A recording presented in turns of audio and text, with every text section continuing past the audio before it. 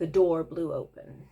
It didn't take much. The poor thing was barely hanging on to the wall as it was, after all it had been through. But the powerful gusts of wind smashed it to matchsticks. It seemed the fate of all doors in this castle. A slightly shocked young man in very shiny wizard's robes stood with his hand outstretched. A splash of blood had sprayed across his hem, and Gav hoped against hope that the guard it must have belonged to had survived. He hoped he himself would survive. "Where is the princess, foul wretch?" the boy demanded, his voice cracking slightly.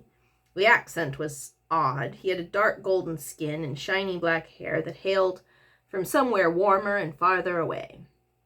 Garabeetle was right in the line of fire. Gav tried to sidle around him unobtrusively.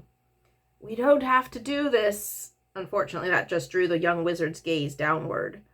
He snarled at the young goblin and flicked his wrist. Another gust of wind yanked the bird skull off the shelf, burying it deep into the little valet's torso. Valet?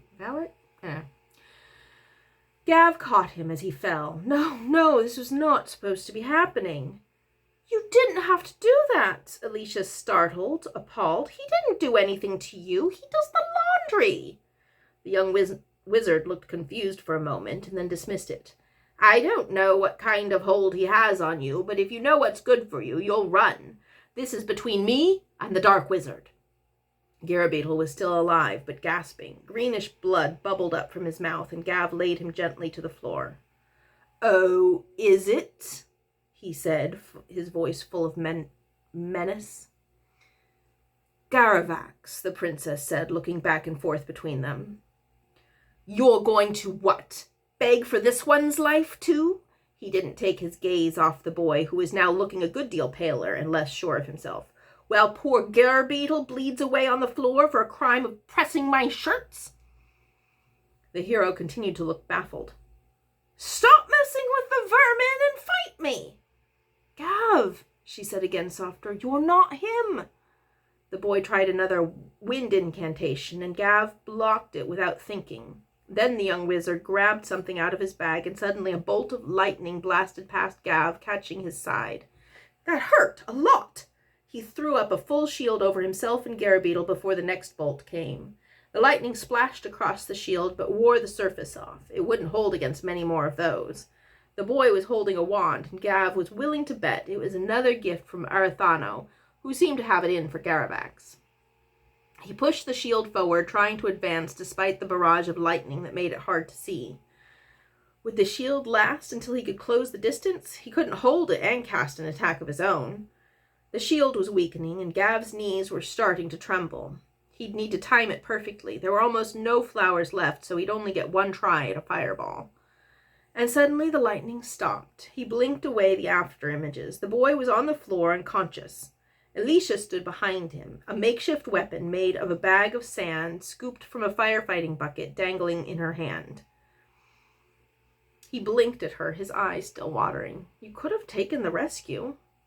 "I can't leave anyway," she said, looking a little surprised at herself, "and he shouldn't have hurt Garabeetle." That reminded him. He gasped a little and hurried back to the pitiful form on the floor.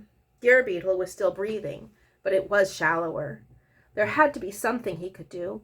He grabbed the goblin's claw, which felt terribly cool.